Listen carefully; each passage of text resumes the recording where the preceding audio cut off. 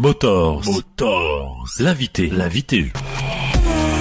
Tout le gratin évidemment de la moto s'était donné rendez-vous dimanche passé sur le terrain du Petit Tampon pour l'ouverture du championnat MX 2012. Rendez-vous avec le fraîchement élu président de la Ligue régionale de moto, Olivier Lasso, qui n'est autre que le même président que la précédente mandature, avec une équipe toutefois quelque peu remaniée. Rendez-vous donc avec Olivier Lasso, avec le sourire des grands jours, on peut vous le dire. Oui, c'est reparti, ça nous fait plaisir en tous les cas pour l'équipe, parce qu'on avait encore plein de dossiers à mener, des actions en cours. C'est vrai que la première mandature, tu prends le rythme, déjà de comprendre un peu les organismes, etc. Et puis là, je pense que c'est une très bonne chose. L'équipe est opérationnelle tout de suite à 100%.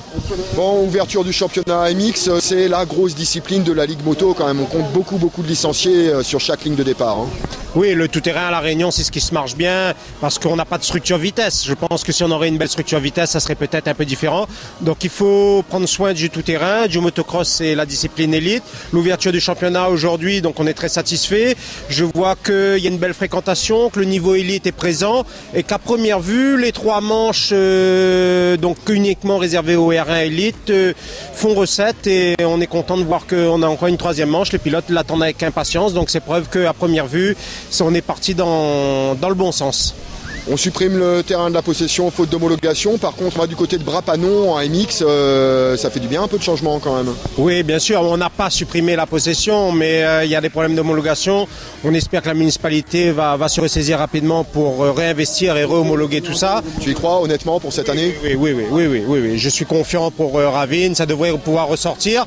Et Brapanon, tu sais, le bébé quand il est né, il lui faut un certain temps pour pouvoir être autonome. Et là, c'est le moment de l'homologuer. Les dossiers sont prêts. J'avais donné les derniers renseignements. Le dossier va être déposé en préfecture, donc je pense qu'en tous les cas, c'est une bonne chose.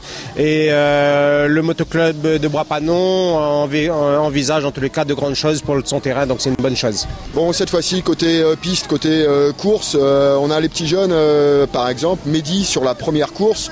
Il fait un coup quand même, le niveau est là, c'est un tout jeune coq, il a une quinzaine d'années, il a le niveau.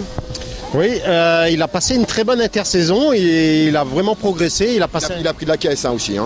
Oui, il a un gabarit assez imposant déjà pour son âge, donc c'est très bien. Le fait qu'il soit allé en Nouvelle-Calédonie début décembre a peut-être déclenché encore quelque chose.